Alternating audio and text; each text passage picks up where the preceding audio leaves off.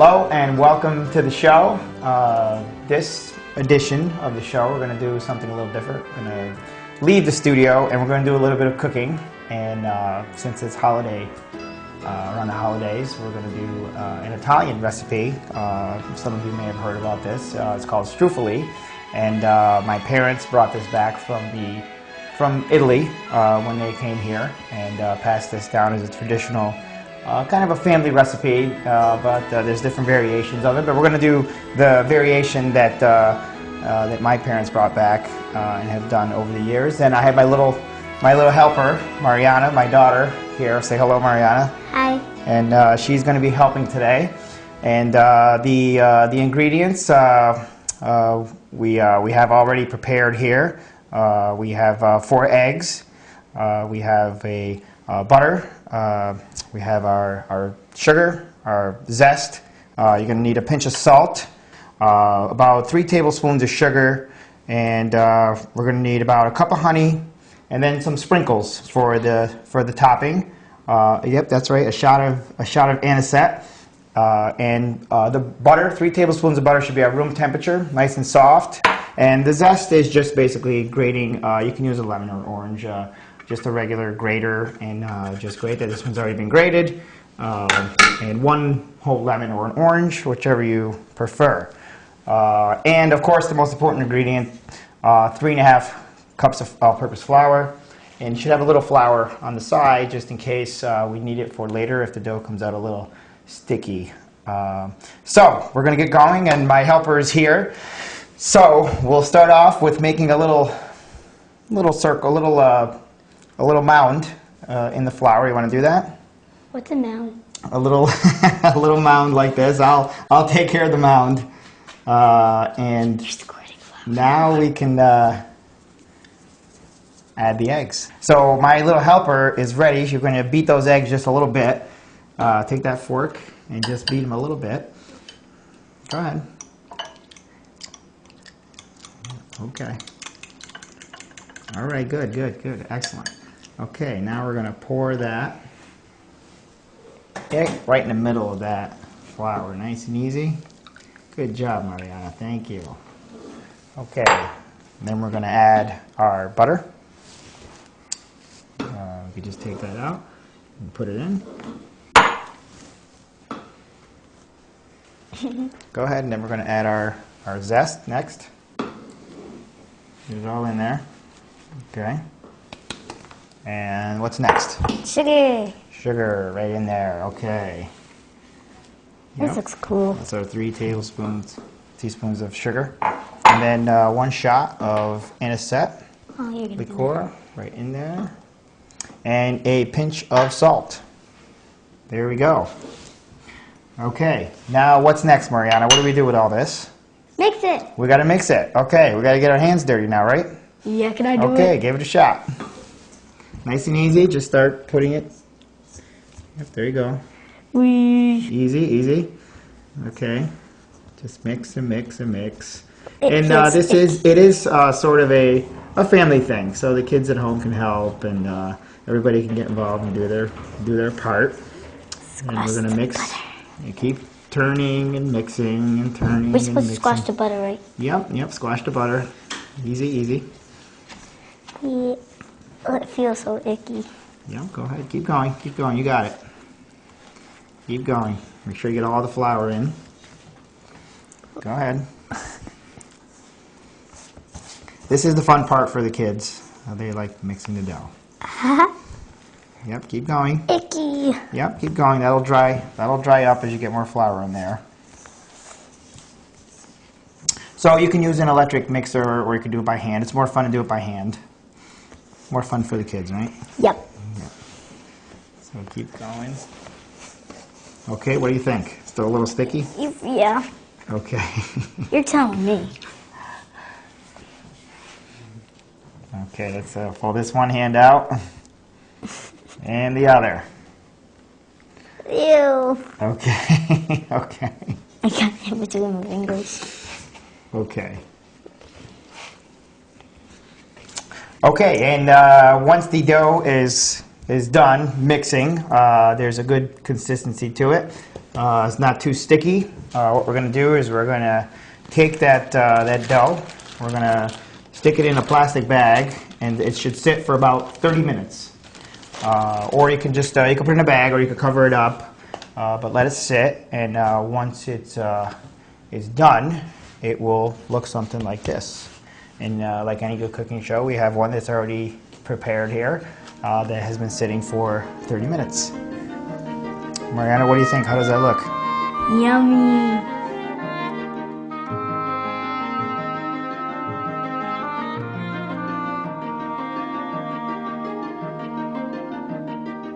Okay, so we're going to take that dough, like I said, out of the plastic bag and put it on a cutting board.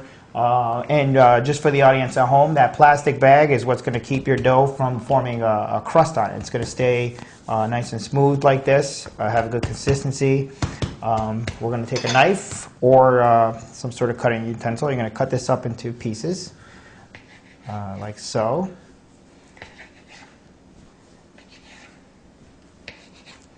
And we're going to make smaller pieces out of this, so we're going to cut this up into probably about 3 pieces for each section here. We're going to throw it into that bowl. 1, 2, 3. We're going to put that in there, Mariana. Can I put them in? Yep. We're going to. You can help. Here you go. Go ahead. So basically, going to cut it up into, generally little pieces like that. We're going to roll these out into long, thin strips. That's going to make our struffoli that we're going to cook later on. So we're going to cut these up. Struffoli. Can you say that? Struffoli. Okay. So we're going to have a bowl of these things, these little pieces here, and then what are we going to do now? We're going to take these out, and we're going to make. We're going to roll them. We're going to roll them. So let's see. Why don't you pull it out? And again, this is meant to be a family thing, so the kids are welcome to help. We're going to roll these out into long, thin strips, just like this. Okay. Mariana's going fast there. These are snakes, right? We're going to make snakes? Yeah. Not exactly. We're going to eat the snakes. So once we have those, I'm going to throw a little bit of flour down. Put these over there. Wait, put flour over here. Put flour over here. Okay, and we're going to keep rolling and keep making snakes, long and thin.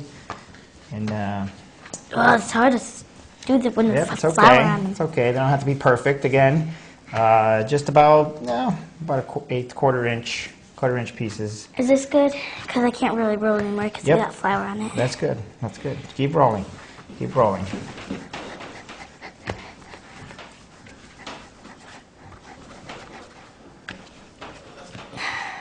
Okay, and so we're going to finish rolling our snakes, right, Mariana? Our snakes? Yeah. We're going to line them all up. And these can vary in thickness depending on the recipe. These snakes will be thicker or thinner, but generally around this size.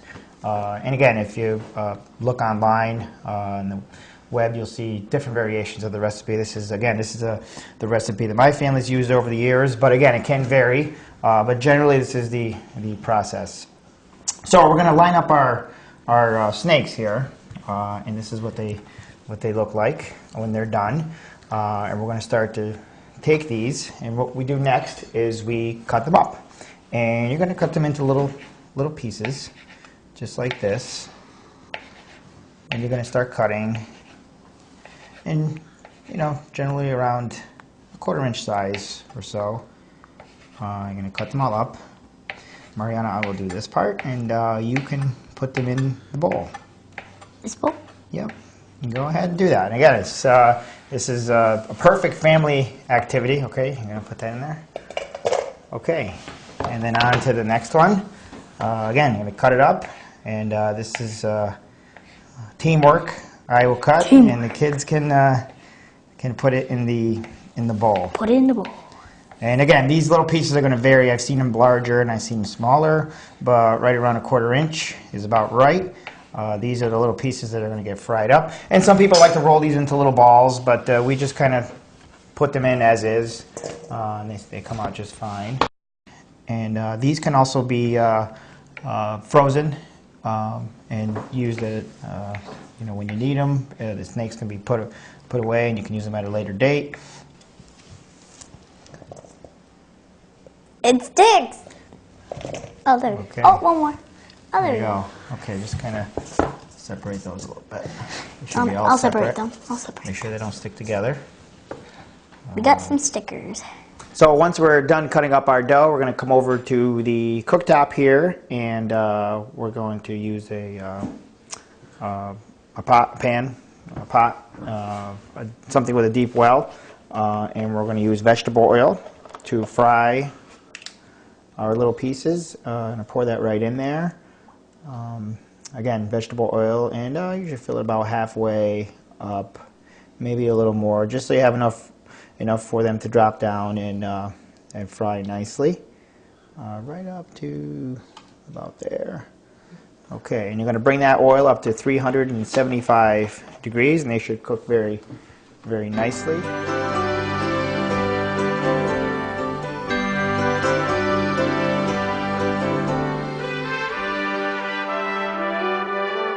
Okay, for this next part, we're going to be cooking with some hot oil. We're going to bring that oil up to about 375 degrees. So Mariana will take a little break, and I'm going to introduce the other Mariana, my mother, who is going to help us out with this cooking part. What you want to do is get that oil ready. Bring your dough over that we cut up into little pieces here. Get ready to put that in. We're going to drop it into the oil, and then you want to have some paper towels ready in a little pan like this. To take those, when you take those out, and let them cool here. What my mother does is a little, Mom, say hello. Hi. Say hello to the audience. Hi, everybody. She kind of tests it. The oil should be around 375, but what she does is a little test. She'll throw one or two in and see if they rise, so that you can kind of test the oil out to see if it's the proper temperature. And she dropped a few in there, and within a few seconds or so, they should quickly rise up. This oil is just about there, so I think we're about ready. And you want to cook these to a golden brown, not too dark. So let them cook for probably less than a minute or so. And you can see they're getting brown there. And then you want to scoop them out when they're done and put them onto the paper. So Mom, if you'll do the honors. And you don't want to drop them in all at once, but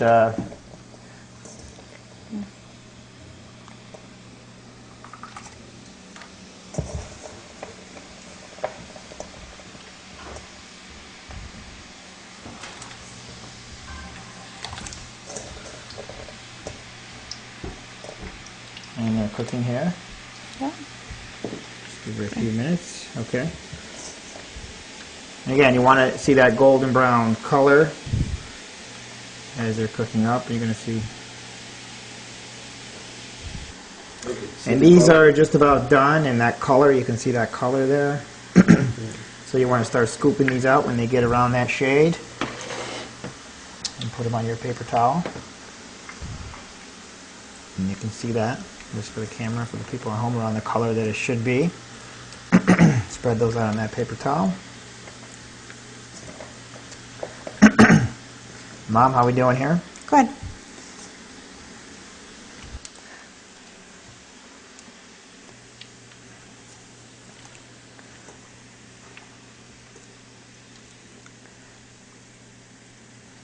Okay, so we're done frying up our dough, and you can see how nicely that turned out. Nice golden brown color. And again, these vary in sizes depending on the recipe, but this is about the size that my family's always used. You can't smell this at home, but it does smell good already, but it's going to get better. Now comes the fun part. We're going to warm up some honey, and basically about a cup of this. We're going to open this up. Okay, we're going to pour that, and we're going to pour about a cup of honey. Mom, honey in Italian, how do we say this? Mele. Mele. Miele, okay. And again, just about a cup of that. And we're going to pour it into another pot, like so. and we're going to heat that up. Yep.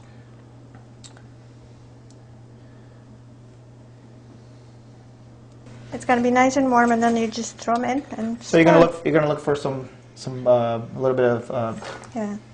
boiling action almost to happen there. You're going to pour these in a little bit at a time here, or you're going to pour them in and mix it with the honey. And we're going to stir those until they're all nice and coated. And you want to make sure that you stir them enough so that the entire balls, little balls, are coated entirely with honey. And then the rest of them.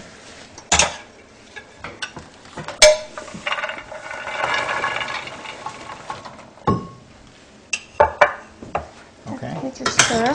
Stir these up. That's it. Okay. Get the camera in there, and you can see that honey getting on all those little pieces. And now it's really starting to smell good in this kitchen. It's starting to smell like the holidays. Okay, and we're just about done. Now comes the fun part, finishing up the, what is it called again? Struffoli? Struffoli. Struffoli. And we're going to need our sprinkles. We're going to need a drinking glass, a dish to put it in. Now that we've coated our struffoli with honey, Mariana, you weren't there for the cooking part, for the hot oil, but she's back. My daughter Mariana's back, and she's going to help us finish this dish off. We're going to take a little bit of Crisco. Okay, and we're going to... Can I do it? We're going to... No, let me do this part, and you can do the sprinkle part. We're going to coat this glass just like this so that it doesn't stick. Around the outside. And put that right in the middle. Okay. And now we're going to pile this around the glass. And you should do this while your struffoli is still warm, because what happens is it starts to stick, and you cannot form it anymore once they get stuck together. And what this is going to do is we're going to make this in the shape of a wreath, which is pretty typical, but you don't have to. You can also mound it up without the glass in the middle, and just make a little mound of struffoli. But I think the wreath, personally, is a lot more festive, and it looks a lot nicer. So we're going to continue to pile this like so. You dropped one. Around. Okay, why don't you grab that? In my bare hands. And just a little more here. Make a nice wreath. Daddy, why is the cup in the middle? That's going to make our hole for the wreath. Center, and I'll show you in just a second. Okay. And you'll be able to do this on your own someday. Not now. And we're going to pile that up just like that. Just like that. And then we're going to shape that a little more once we get a few more of these in here. And you can see all these little pieces are coated very nicely with honey all around. And you want to make sure that the honey is in all pieces, all sides, and every piece has enough around it. So once we have a good amount, and I think we have a pretty good amount here, what we're going to do is we're going to shape this. We're going to shape this a little more, make it a little more round, sort of like a wreath. And then, now Mariana, you asked about this glass, and we coated that with Crisco. And you want to make a circle, as much as you can get. And again, this is already starting to dry. You're going to wait until this, shape this a little more around the glass. And does that look like a wreath to you? What's a wreath? Okay. And then we're going to pull that out. And now comes the fun part. You're going to take the sprinkles and sprinkle away, Mariana, to put the finishing touches. Oops. Yep. So all around, nice and even, all around. Yep. Go ahead. Oh, I want to come out.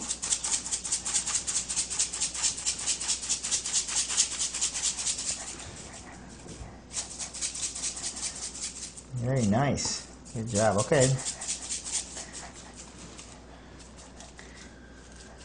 Yes, it's get a little messy sometimes, but that's okay. That's all part of the fun. What do you think? We got enough? Or gonna put a little more? More. I'm gonna try a little piece right now. You should wait till it cools. That's why I'm not eating it. Delicious. Now, I just want to quickly show while we're filming that.